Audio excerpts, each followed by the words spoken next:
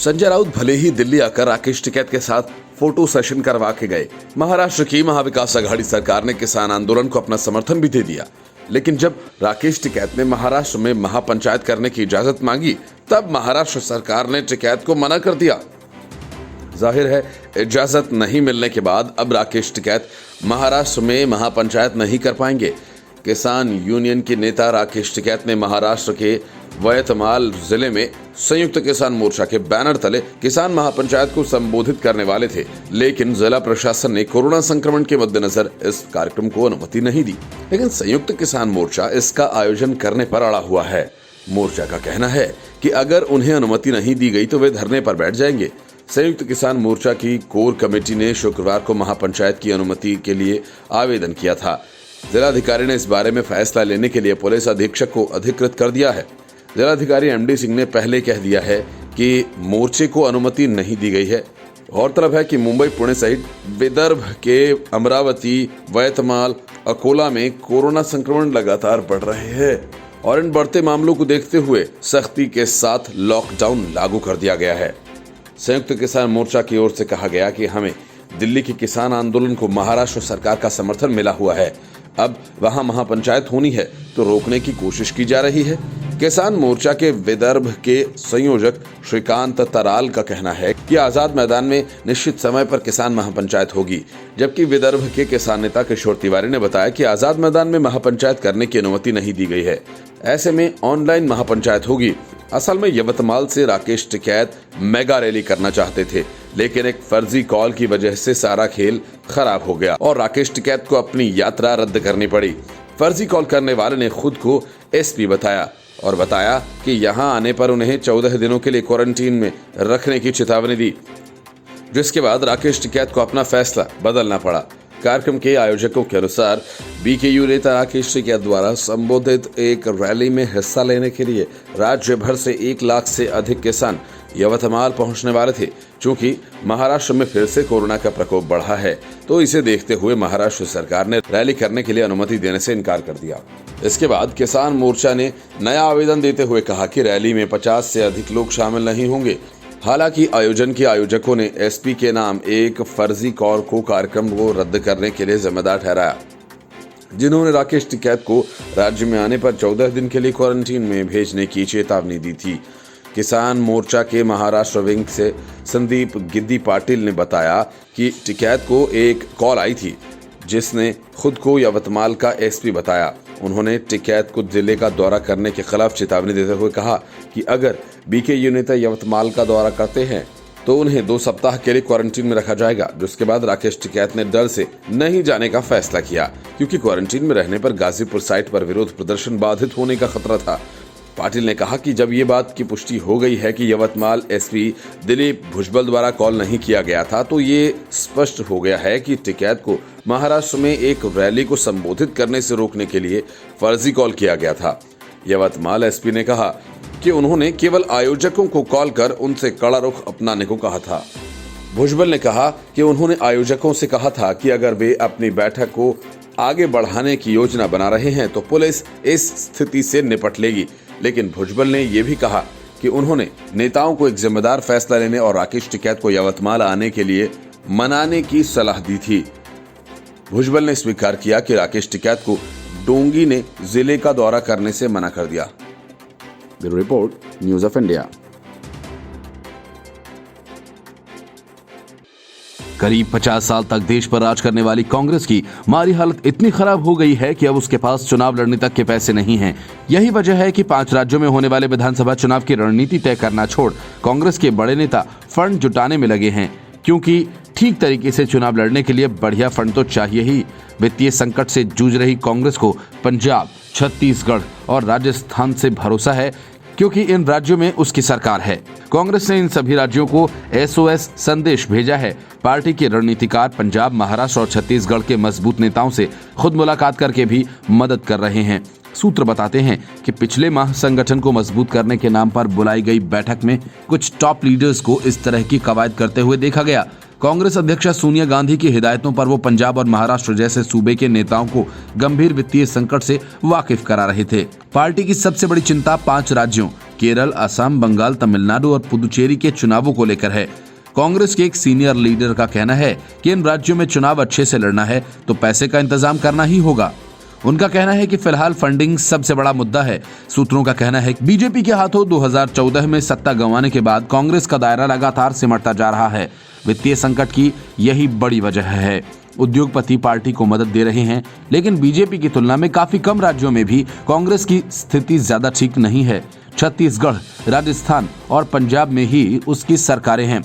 झारखंड और महाराष्ट्र में वो छोटे भाई की भूमिका में साझेदार हैं। पुदुचेरी का कोई ज्यादा राजनीतिक महत्व नहीं है। सूत्रों का कहना है कि अगर बात नहीं बनी तो पार्टी को अपने चुने हुए एमपी एमएलए से भी मदद की गुहार लगानी पड़ेगी। पार्टी के सामने चुनावी खर्चे तो हैं ही, दिल्ली में कांग्रेस की नई बिल्डिंग का काम भी चल रहा है। पार्टी के एक पदाधिकारी ने बताया कि कांग्रेस की ओर से खर्चों को कम करने और मदद करने के लिए आगे आने की अपील की गई। नकदी की समस्या से जूझ रही पार्टी को प्रत्याशियों की मदद के लिए अब जनता के चंदे के पैसे का सहारा लेना पड़ सकता है। उनका कहना है, बड़े बिजनेस घराने अब कांग्रेस से बीजेपी की ओर पलायन कर गए हैं। चुनाव में खर्चे बढ़ते जा रहे हैं। 2019 को देखते हुए सोशल मीडिया की भूमिका से कोई इनकार नहीं कर सकता। ऐसे में अब कांग्रेस बदली हुई परिस्थितियों में कितना प्रबंधन करती है, ये देखने वाली बात होगी। फंडिंग की स्थिति को देखा जाए तो बीजेपी टॉप पर है। उसे कुल 742.15 करोड़ का चंदा मिला, जबकि कांग्रेस को 148.58 करोड़ रुपए ही मिल सके। इसमें उद्योग जगत से मिलने वाली रकम भी शामिल है। एआईटीसी को 44.26, एनसीपी को 12.05 और सीपीएम को 3.03 करोड़ रुपए चंदे के तौर पर मिले हैं। जो बड़े डोनर राजनीतिक दलों को चंदा दे रहे हैं, उनमें प्रोग्रेसिव इलेक्टोरल ट्रस्ट सबसे ऊपर है। इनमें पिछले साल के दौरान 455.15 करोड़ रुपए का चंदा दिया। प्रूडेंट इलेक्टोरल ट्रस्ट की चंदे में भागीदारी 102.25 करोड़ की रही। 2012 से लेकर 2019 तक की स्थिति देखी जाए तो साफ है, कांग्रेस चंदे के मामले में बीजेपी से बहुत पीछे छूट चुकी है। इस दौरान बीजेपी को औद्योगिक घरानों से 2319.49 करोड़ रुपए मिले, जबकि कांग्रेस को इस दौरान 376.02 करोड़ रुपए की मदद कॉर्पोरेट से मिल सकी। Report news of India. Nusrat जहां के करीबी दोस्त टॉलीवुड स्टार यश दास गुप्ता के बीजेपी में शामिल होते ही बंगाल की सियासत में हलचल शुरू हो गई। पश्चिम बंगाल विधानसभा चुनावों के लिए बीजेपी तेजी से अपनी रणनीति बना रही है और बदल रही है। टीएमसी में बड़ी सेंध लगाने के बाद बीजेपी की नजर अब टॉलीवुड सितारों पर है। इस लिस्ट में नया नाम जुड़ा है बंगाली अभिनेता यश दास गुप्ता का। इसी वजह से यश दास गुप्ता ने चुनाव से पहले भारतीय जनता पार्टी का दामन थाम लिया। खास बात यह रही कि यश टीएमसी सांसद नुसरत जहां के करीबी दोस्त हैं और ऐसे में नुसरत जहां, मिमी चक्रवर्ती सहित कई तृणमूल कांग्रेस के सांसदों पर बीजेपी की पैनी नजर है। बीजेपी पार्टी उन्हें अपने खेमे में लाने की कोशिशों में जुटी हुई है। बीजेपी अपनी इसी रणनीति के जरिए तृणमूल को न सिर्फ बंगाल बल्कि केंद्र की राजनीति में भी कमजोर करने की जुगत में है। सूत्रों का कहना है कि जिन सांसदों पर बीजेपी की नजर है उनमें देव, शताब्दी रॉय, अपरूपा पोद्दार, प्रसून बनर्जी, शिशिर अधिकारी, दिव्येंदु अधिकारी, मिमी चक्रवर्ती और नुसरत जहां हैं। बीजेपी का दावा है कि विधानसभा चुनाव के बाद बहुत से तृणमूल सांसद बीजेपी में शामिल हो जाएंगे। दूसरी तरफ तृणमूल के कई सांसद बीजेपी में शामिल होने की बात से साफ तौर पर इनकार भी कर चुके हैं। टीएमसी सांसद और अभिनेत्री नुसरत जहां ने इसे अफवाह करार दिया। उन्होंने कहा, मैं टीएमसी की वफादार सिपाही हूं और अपनी पार्टी के लिए काम जारी रखूंगी। बीजेपी ज्वाइन करने के बाद यश दास गुप्ता ने कहा कि वह आगामी पश्चिम बंगाल विधानसभा चुनाव लड़ने के लिए तैयार हैं, लेकिन अंतिम निर्णय पार्टी द्वारा लिया जाएगा। अगर हम राज्य और देश में बदलाव लाना चाहते हैं तो हम सिस्टम से बाहर रहकर ऐसा नहीं कर सकते। हमें सिस्टम में रहना होगा, परिवर्तन लाएं। मुझे लगता है कि राजनीति में शामिल होने का ये एक सही समय है। सूत्रों का ये कहना है कि तृणमूल सांसद सौगत राय और माला रॉय को बीजेपी की तरफ से पेशकश नहीं की गई। सौगत राय ये भी कह चुके हैं कि वे बीजेपी में शामिल होने के बजाय मर जाना पसंद करेंगे। वह धर्मनिरपेक्ष और उदार लोकतंत्र में यकीन रखते हैं, इसलिए उनके लिए बीजेपी और आरएसएस के हिंदुत्व राजनीति को स्वीकार करना संभव नहीं। माला राय ने भी साफ तौर पर कहा कि वे ममता दीदी के साथ हैं। कि तृणमूल सांसद सुनील मंडल तृणमूल छोड़कर बीजेपी में शामिल हो चुके हैं।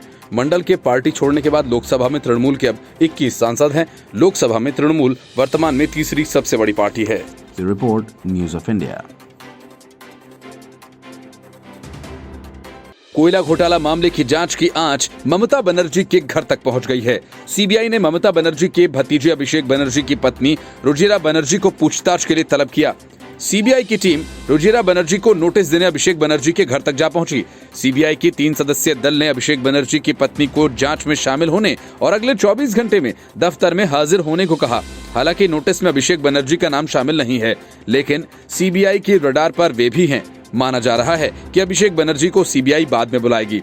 सीबीआई की टीम उन्हें कोयला तस्करी मामले में समन देने के लिए ममता बनर्जी के भतीजे के घर गई। समन में लिखा है कि उन्हें 24 घंटे के अंदर सीबीआई दफ्तर में उपस्थित होना होगा। सीबीआई की टीम दक्षिण 24 परगना के डायमंड हार्बर निर्वाचन क्षेत्र से टीएमसी सांसद अभिषेक से पूछताछ करेगी। अभिषेक बनर्जी की पत्नी रुजिरा को सीबीआई के नोटिस मिलने के बाद पश्चिम बंगाल की सियासत में तूफान उठना तय माना जा रहा है। बीजेपी और टीएमसी के बीच कांटे की सियासी लड़ाई चल रही है। ऐसे में ये मामला गर्मा सकता है। अभिषेक बनर्जी की शिकायत पर केंद्रीय गृह मंत्री अमित शाह को बंगाल की एक अदालत ने हाजिर होने का समन भेजा है।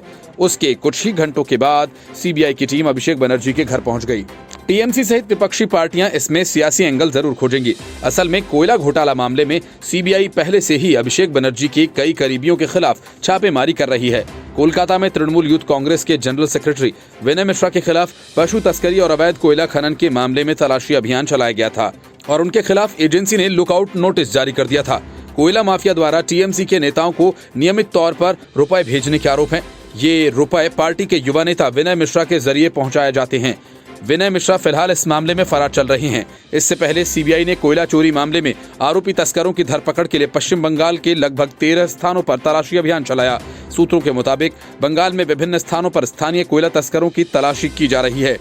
तस्करों की तलाशी के लिए सीबीआई ने पुरुलिया, बांकुरा, बर्दवान और कोलकाता में छापेमारी की। तलाशी अभियान के तहत रैकेट के सरगना अनूप मांझी के सहयोगी जयदेव मंडल की कंपनी अमिया स्टील प्राइवेट लिमिटेड के कोलकाता के बांकुरा स्थित परिसरों में भी तलाशी ली गई है। सीबीआई ने पिछले साल नवंबर में मांझी उर्फ लाला, ईस्टर्न कोलफील्ड लिमिटेड के महाप्रबंधक अमित कुमार और जगेश चंद्र राय के अलावा ईसीएल के सुरक्षा प्रमुख तन्मय दास, क्षेत्र सुरक्षा निरीक्षक धनंजय राय और एसएसआई सुरक्षा प्रभारी देवाशीष मुखर्जी के खिलाफ इस मामले में एक प्राथमिकी दर्ज की। मांझी पर आरोप है कि वह कोयुस्तोरिया और कजूरा क्षेत्रों में ईसीएल की लीज होल्ड खदानों से अवैध खनन और कोयले की चोरी में शामिल था। सीबीआई ने विश्वसनीय स्रोतों से मिली जानकारी के आधार पर इस मामले में कार्रवाई की। स्रोतों के हवाले से कहा गया कि ईसीएल के लीज होल्ड क्षेत्र में ईसीएल, सीआईएसएफ और रेलवे के अधिकारियों की मिलीभगत से कोयले का अवैध उत्खनन और चोरी की जा रही है। Report news of India. भारतीय किसान यूनियन के नेता राकेश टिकैत ने हाल ही में कहा था कि कृषि कानूनों पर सरकार से बात नहीं बनी तो किसान अपनी फसल खेत में ही जला देंगे। राकेश टिकैत की इस बात पर बिजनौर के एक किसान ने अपनी फसल जलाई तो नहीं, लेकिन उसे बर्बाद जरूर कर दिया।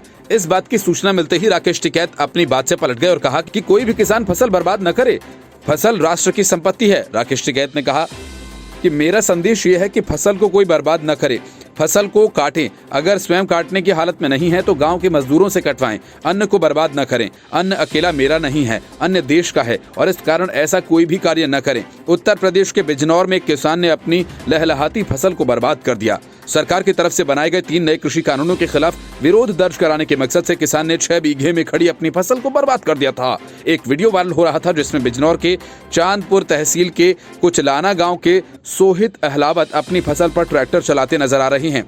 टिकैत से इसी घटना के आधार पर सवाल पूछा गया तो जवाब में टिकैत ने पहले तो किसान का बचाव किया, लेकिन बाद में कहा कि उसे ऐसा नहीं करना चाहिए। हाल ही में राकेश टिकैत ने कहा था कि किसान आंदोलन को कमजोर नहीं होने दिया जाएगा। किसान एक फसल की कुर्बानी देने के लिए भी तैयार है। उन्होंने कहा, किसान 70 साल से घाटे की खेती कर रहा है, उसे अगर अपनी लड़ाई में एक फसल की कुर्बानी देनी भी पड़े तो वो तैयार है। किसानों की सरकार के साथ 11 दौर की बातचीत के बाद भी कोई परिणाम नहीं निकलने के बाद हरियाणा के खरक पूर्णिया में किसानों को संबोधित करते हुए राकेश टिकैत ने एक फसल बर्बाद करने की बात कही थी।